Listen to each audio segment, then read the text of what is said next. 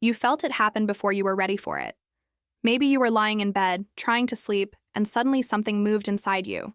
Not a flutter, not a nudge, a deliberate, unmistakable push from somewhere deep, like a tiny fist pressing against a wall it had been studying for weeks.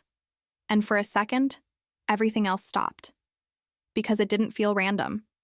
It felt like something was trying to tell you something. And here's what nobody prepares you for. You were right. For most of modern medical history, fetal movement was treated as a simple mechanical event. Muscles developing, reflexes firing. A nervous system running its startup sequence before the real work begins at birth. Doctors tracked it on charts. They told expectant mothers to count kicks after 28 weeks and call if the number dropped. They explained it as neurological maturation and left it at that, as if the only meaningful question was whether the kicks were happening, not what they actually meant. But in the last 15 years, a completely different picture has emerged from fetal neuroscience labs. And what researchers are now finding inside the womb is not just a body practicing movement. It is a mind in the process of waking up.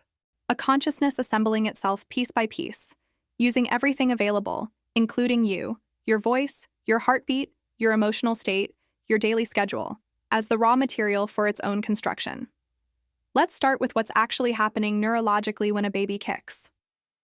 By week 16, the fetal nervous system has developed enough to generate what researchers classify as purposeful motor activity, not reflexes in the traditional sense, where an external stimulus triggers a hardwired automatic response without any processing. Actual initiated movement, originating from developing neural circuits in the brain itself.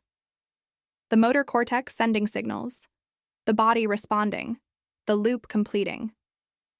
Researchers at University College London used high-resolution 4D ultrasound imaging to study this process in detail, tracking not just the movement itself, but the timing, the context, and crucially, what preceded it. What they found changed the conversation permanently. Fetuses don't just move. They move in response to their environment, play a low, unfamiliar rumbling sound near the mother's abdomen, the baby stills. Uncertainty, or something functionally equivalent to it, produces a decrease in movement. Play a familiar voice, the mother reading aloud, the same passage she has read every evening for weeks, and the baby moves toward the sound source. Not toward the vibration. Toward the voice. The fetal body actually repositions in the direction of the familiar voice.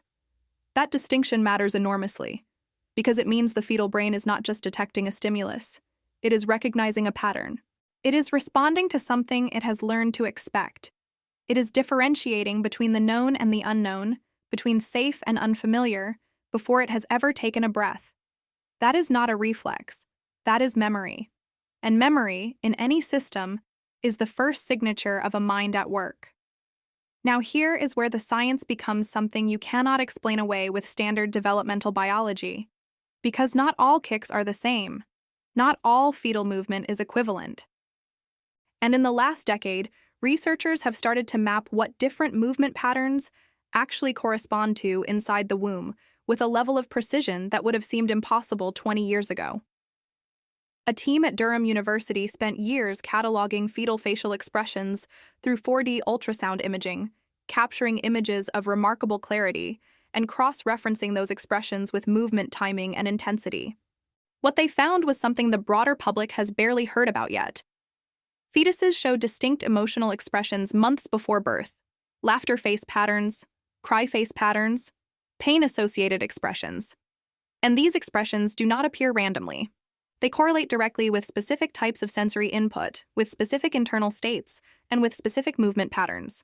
When a fetus is in a period of active, intense movement, particularly the sharp, forceful kicks that seem to arrive exactly when you most need sleep, what the facial imaging captures is not distress. It is not pain. It is something the researchers describe as positive activation, the fetal equivalent of excitement, of arousal, of active engagement with the sensory information flooding in from the world beyond the womb. Your baby is not kicking because something is wrong. In the vast majority of cases, your baby is kicking because something is interesting. Because the developing brain is lit up with incoming information, and the body is responding the only way it currently can. But there is a second layer to this that takes the science somewhere much more personal. Researchers from the Fetal and Neonatal Research Lab at Nationwide Children's Hospital have spent years studying the relationship between maternal emotional state and fetal movement patterns. What they have documented is something that fundamentally reframes every kick you ever felt in a moment of stress or fear or overwhelming emotion. When a mother experiences acute stress, the kind that arrives with a difficult phone call, a sudden shock, a moment of genuine fear or grief, fetal movement increases within minutes. Not hours later, not the next day. Minutes. The biological mechanism is cortisol and adrenaline, stress hormones released by the maternal system, crossing the placental barrier and directly affecting fetal arousal circuits. The baby has no concept of what caused the shift in the chemical environment, but the baby responds to the shift. The nervous system registers it. The body moves. Now read that again from the inside out. Every time you felt a surge of movement after a stressful moment and quietly wondered, with that irrational but completely human certainty, whether your baby somehow knew what you were feeling, the science says, yes, not knew in the way you consciously know something. Not understood it, but registered it, was moved by it. Literally. The womb is not a sealed chamber protecting a passenger from the outside world. It is a shared space, a shared biological environment. And the emotional weather you carry inside yourself travels directly to your baby's developing nervous system in real time, through chemistry, through sound, through the rhythm of your own heartbeat changing as your body responds to what you feel. Here is where that finding becomes something more than fascinating. Because it works in both directions. Researchers at the University of Michigan found that when mothers engaged in deliberate calming practices during pregnancy, slow diaphragmatic breathing, listening to music they found genuinely soothing, gentle, sustained touch on the abdomen, fetal movement patterns shifted measurably within 15 to 20 minutes. Heart rate variability in the fetus improved. Movement became smoother, less erratic, more organized. The baby settled, not because the baby consciously decided to calm down, but because the shared biochemical environment shifted when the mother's nervous system shifted. Because her body communicated something through the only channel available, chemistry, vibration, the changing rhythm of a heartbeat, and the fetal nervous system received that communication and responded. This is called prenatal co-regulation, and it is the earliest form of the exact same process that continues for years after birth. The one developmental researchers have documented in hundreds of studies, where a baby's physiological state is shaped moment to moment by the emotional attunement of the person closest to them. The process that begins, it turns out, long before birth, long before the first breath, long before any of the moments we think of as the beginning of a relationship between a parent and a child. It begins in the kicks.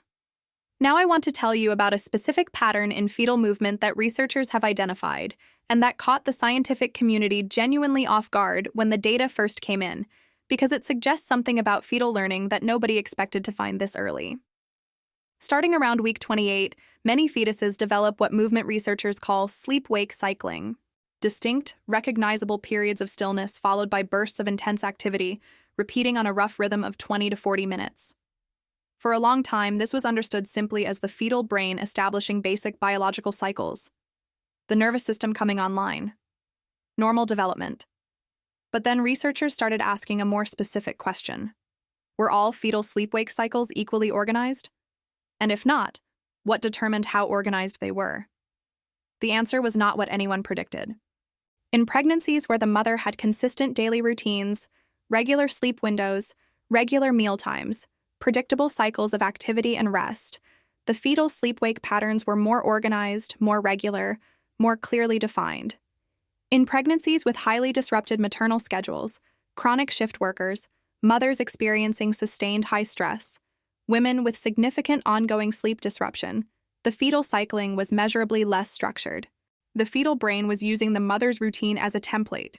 It was learning to regulate its own internal rhythms by synchronizing with the patterns in her body.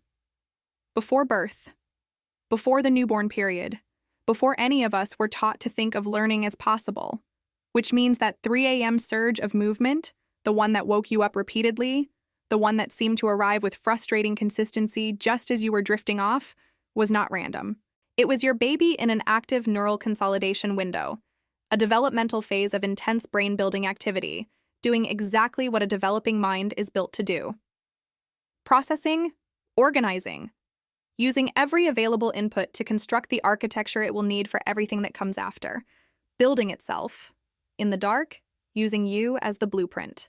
There is one more thing the research tells us about fetal movement that I want you to carry with you, because it connects everything we have covered to the moment of birth itself, in a way that makes that moment look completely different.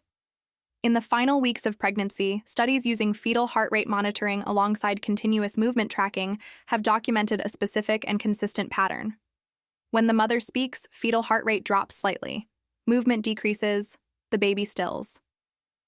The brain appears to shift into a particular mode of processing that researchers describe as the fetal equivalent of attentive listening: focused, quiet, directed inward toward the sound.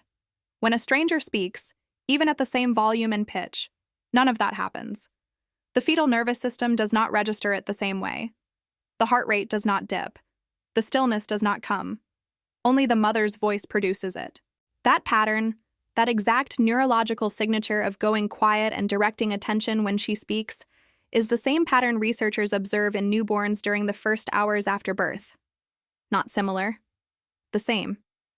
Continuous across the biological threshold of being born, as if birth itself is not a beginning, but a transition point in something that was already well underway. Your baby is not meeting you for the first time in the delivery room. They have known your voice for months. They have built their sleep rhythms around your schedule. They have kicked in response to your cortisol and stilled in response to your calm. They have been constructing a model of you, your sounds, your patterns, your emotional rhythms, your presence from the inside before they ever opened their eyes. The kicks were never random biological noise in a mechanical process. They were the first conversation, the opening of something that would last a lifetime. And you were already answering it every single time you pressed a hand to your belly, paused whatever you were doing, and just stayed there. Present, paying attention, saying without words, "I feel you. I hear you. I am here." The science does not create that connection. It just finally gives us the language to describe what was already real. If this changed the way you think about what was happening inside you during those months, share it with someone who needs to hear it. And if you want to understand what is happening in a newborn's brain in the first 60 seconds after birth, why that window is more neurologically significant than anything most parents are ever told, that is the next video. And the research will genuinely surprise you.